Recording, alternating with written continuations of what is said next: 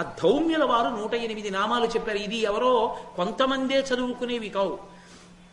ఈ 108 నామములను ప్రతి వాళ్ళు చదువుకోవచ్చు. ఉదయం వేళ సూర్య భగవానుడికి ఎదురుగుండా నిలబడి ఈ నామములను చెప్పి నమస్కారం చేస్తే ఆయన అనుగ్రహించి సమస్తాన్ని ఇస్తాడు. ఆయన ఇవ్వలేనిదన్నది లేదు. అటువంటి సూర్య భగవానుడి యొక్క నామాల్ని ధౌమ్యుల వారు ధర్మరాజుకు ఉపదేశం చేసినవి.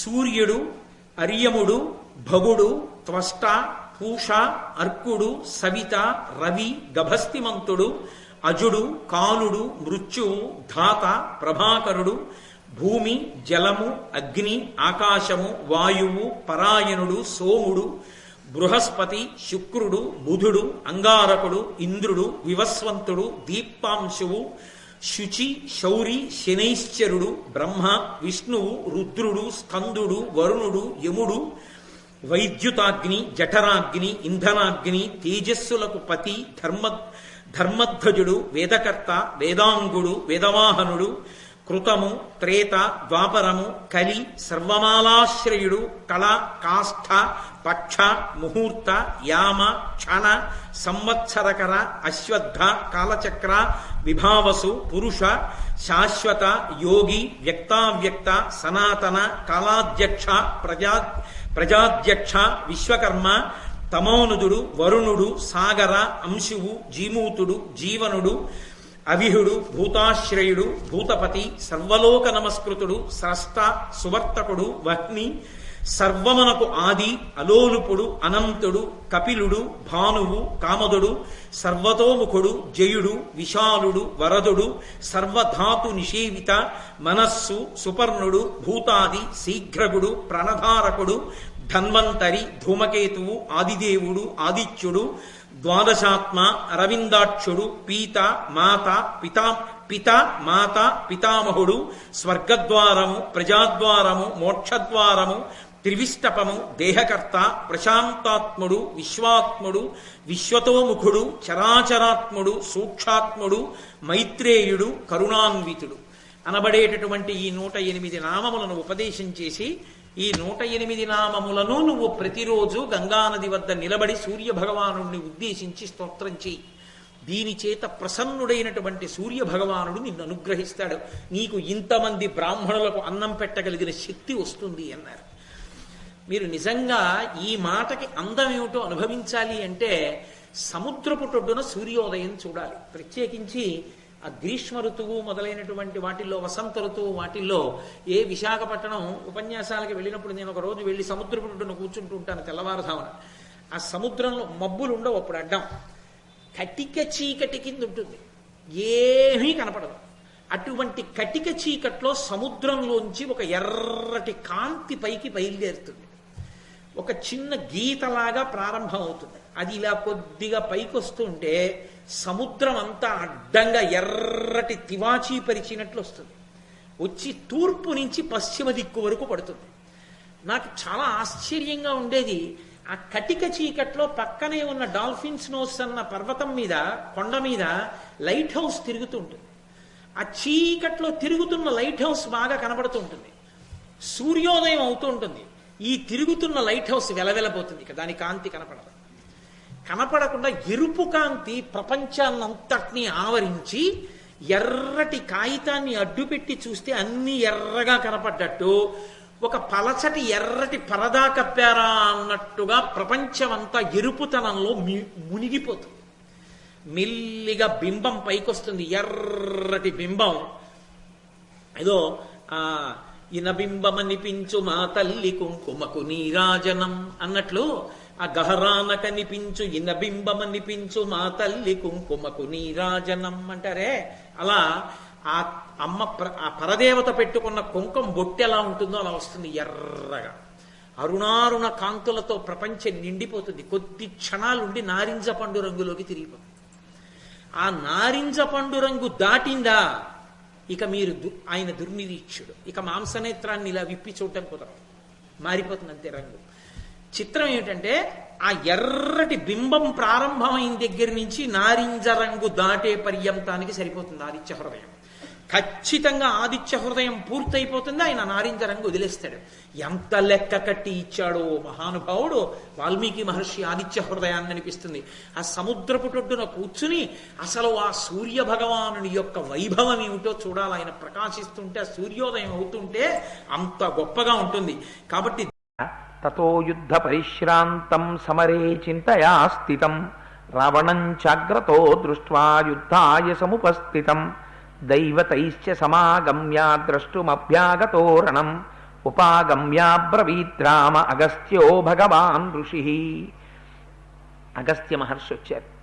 ఎందుకు వచ్చారు అంటే రామరావణ యుద్ధం జరుగుతుండగా యుద్ధాన్ని చూడాలని ఎందరో దేవతలు వచ్చారు, ఎందరో గంధర్వులు వచ్చారు.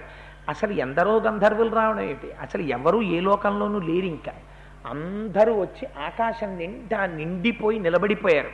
మీకు చిత్రం ఏమిటో తెలుసా అండి? 7 రాత్రులు 7 పగళ్ళు జరిగింది. కటిక చీకట్లో ఎవరు కనపడేవారు కాదు. తళుక్ తళుక్ తళుక్ తళుక్ అని బాణాలు మెరుపులు కనపడుతుండేవి అంతే. రామరావణ యుద్ధం జరగబోతోంది కాబట్టే ఒకసారి ప్రత్యక్ష రామాయణం చెయ్యాలని ఇవాళ ఒకసారి చీకటొచ్చి వెలుతురొచ్చి చీకటొచ్చి వెలుతురొచ్చి నడిచింది. అందుకని మహానుభావుడు రామచంద్రమూర్తి ఒకసారి లైవ్ టెలికాస్ట్ ఇవ్వాలనుకున్నారు. లేకపోతే రామరావణ యుద్ధం రోజునే ఎలా జరగడం ఏమిటి, ఇన్నాళ్ళు జరగకూడదా? ఇవాళే రామరావణ యుద్ధం రావాలి. అందుకని అంత ప్రచండమైనటువంటి యుద్ధం జరగాలి. అందుకని ఆ ఆదిత్య హృదయాన్ని ఉపదేశం చేస్తున్నారు. వచ్చినవాడు సామాన్యుడు కాడు. అగస్త్య మహర్షి అంటే మహానుభావుడు. మీకు అయోధ్యకాండ అరణ్యకాండ మొదలైనవి చెప్పేటప్పుడు మీకు నేను విజ్ఞాపన చేసి ఉన్నాను. ఆయన ఎంతటి శక్తి కలిగినటువంటి వాడో, అగస్త్యుడంతే ఎంటువంటి ప్రచండ పరాక్రమం ఉన్నవాడో.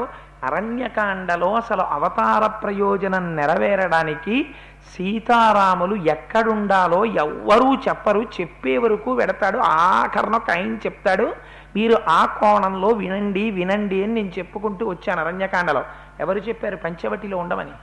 అగస్త్య మహర్షి చెప్పారు. ఇప్పుడు ఎవరు వచ్చారు? ఆయనే వచ్చారు. ఆయన ఏమి ఇచ్చారు ఆ రోజున? ఇంద్రుడు నాకు ఇచ్చాడయా నీకిమ్మని రామా, ఇదిగో బ్రహ్మాస్త్రం నీకోసమే సిద్ధం చేసి ఉంచాను, దీన్ని స్వీకరించవలసింది అని ఆ రోజున బ్రహ్మాస్త్రం ఇచ్చారు రామచంద్రమూర్తికి. రామాయణం వెనకాతల ఉండి అవతార ప్రయోజనం నెరవేరడానికి అన్ని విధాలా భూమికని సిద్ధం చేసిన వారు అగస్త్య మహర్షి. సుందరకాండలో ఉన్న మొట్టమొదటి శ్లోకంలోని బీజాక్షరానికి అధిపతి అగస్త్య మహర్షి, ఉపాసనలో కూడా.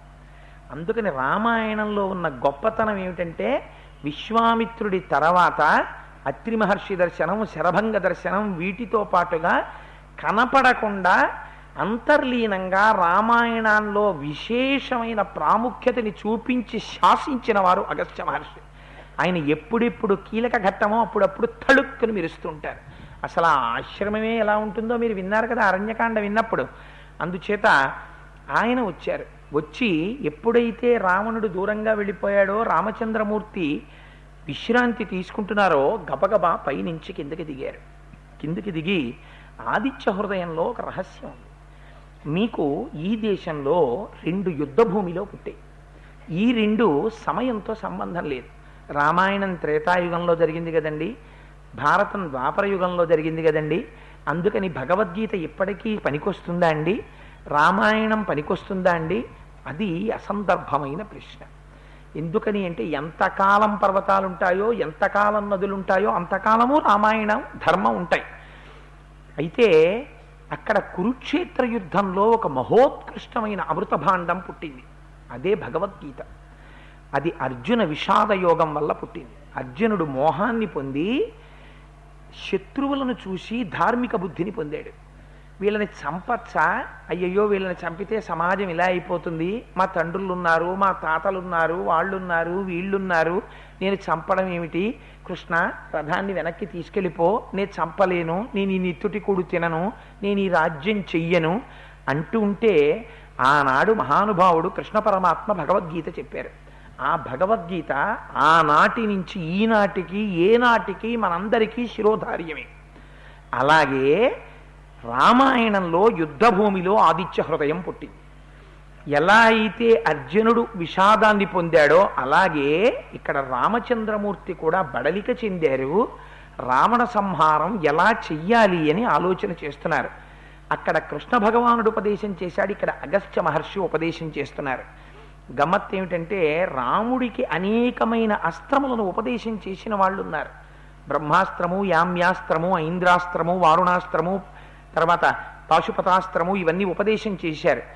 ఇవాల్టి రోజున మనం ధనుర్వేదంలో ఉన్న అస్త్రాలని ఉపదేశం పొందడానికి వీలు కుదరదు. కానీ మీకు రామాయణంలో ఎక్కడా ఏ దేవతని ఉద్దేశించి కూడా 24,000 శ్లోకాలలో ప్రత్యక్షంగా ఒక దేవతా స్తోత్రములనేటివి కనపడవు. ఒక్క ఆదిత్య హృదయ స్తోత్రాన్ని ఒక్కదానే మహర్షి కటాక్షించారు. అది కూడా ఎంతసేపు ఎలా కటాక్షించారో తెలుసా అండి? ఆదిత్య హృదయానికి ఒక రహస్యం ఉంది. మీరు బ్రహ్మాస్త్రం పొందలేరు, ఐంద్రాస్త్రాన్ని పొందలేరు, యామ్యాస్త్రాన్ని పొందలేరు, వాయవ్యాస్త్రాన్ని పొందలేరు. అందుకే అక్షర రూపమైన అస్త్రాన్ని ఎంతకాలమునకు మీరు పొందేటట్టుగా మహర్షి జాతికి చేసిన కృప ఆదిత్య హృదయం. ఆదిత్య హృదయం మీ అమ్ముల పొదిలో ఉంటే రాముడి దగ్గర ఎన్ని అస్త్రాలు ఉన్నాయో అన్ని అస్త్రాలు మీరు చేతిలో పట్టేసుకున్నట్టే. అంత శక్తివంతం ఆదిత్య హృదయం. అందుకే మహర్షి దాన్ని ఉపదేశం చేస్తూ 31 శ్లోకాలు మాత్రమే చెప్పారు. 31 శ్లోకాల్లో అవి ప్రారంభం చెయ్యడం కూడా తతో యుద్ధ పరిశ్రాంతం అంటూ మొదలవుతుంది. తత్వతో మొదలైన కాండ సుందరకాండ. తతో రావణ నీతాయా సీతాయా శత్రుకర్షణ అని మొదలైంది. తత్వతో మొదలై తత్వతో పూర్తయింది సుందరకాండ. మళ్ళీ తత్తుతో ప్రారంభమైనటువంటి మహోత్కృష్టమైన స్తోత్రం ఆదిత్య హృదయం. అందుకే తతో యుద్ధ పరిశ్రాంతం అంటూ మొదలుపెట్టారు. గమ్మత్ ఏమిటంటే ఈ 31 శ్లోకాల్లోనూ మొట్టమొదటి శ్లోకాన్ని మీకు అగస్త్య మహర్షి వచ్చి చూసి కిందకి దిగారు అనేటటువంటి పరిచయ శ్లోకంగా పక్కన పెడితే 30 శ్లోకాలు మిగులుతాయి. 30 శ్లోకాల్లో మొట్టమొదటి 8 శ్లోకాలు మీకు అంగన్యాస కరన్యాసాలకి, తదనంతరం ఆ 8 శ్లోకాలు ఆ స్వరూప విశేషణానికి సరిపోతే చివరి 8 శ్లోకాలు అనంతరమైన ఫలసిద్ధిని చెప్తే ఇంకా మిగిలిపోయేటటువంటివి అటు 8 ఇటు 8 16 శ్లోకాలు వెళ్ళిపోతే మొట్టమొదట మీకు పరిచయం చేసినటువంటి శ్లోకం ఒకటి వెళ్ళిపోతే ఎన్ని వెళ్ళిపోయేప్పటికి 9 9 18 శ్లోకాలు వెళ్ళిపోతే ఇంకా 12 శ్లోకాలు మిగుతాయి. 8 కాదు, 9 9 అటు 9 ఇటు 9 తీస్తే 18 పోతే 12 శ్లోకాలు ఉంటాయి. 18 12 30. మొట్టమొదటిది అగస్త్య మహర్షి కిందకి దిగినటువంటి శ్లోకం 31 శ్లోకాలు. మీకు గమ్మత్ ఏమిటో తెలుసా అండి? ఆదిత్య హృదయాన్ని మీరు ఎప్పుడు చదవాలి అంటే అగస్త్య మహర్షి చెప్పేశారు. కాంతారేషు భయేషు చ. మీరు మహారణ్యంలో ఉండండి, మీరు విపరీతమైనటువంటి భయాన్ని పొంది ఉండండి, ఏదైనా ప్రమాదం వచ్చేస్తూ ఉండనివ్వండి. మీకు మిగిలినటువంటి దేవతల్ని ఉపాసన చెయ్యాలంటే మీరు మనస్సు లోపల దర్శనం చెయ్యాలి. మీ మనస్సు ఖేదాన్ని పొందేసింది అనుకోండి ఎప్పుడైనా, అప్పుడు మీరు ఏ మంత్రాన్ని ఉపాసన చేస్తున్నారో ఆ స్వరూపాన్ని నిలబెట్టడం కష్టం. ప్రార్థనా శ్లోకం చేసినా నిలబడదు. పైగా బీజాక్షరాలతో కూడుకున్న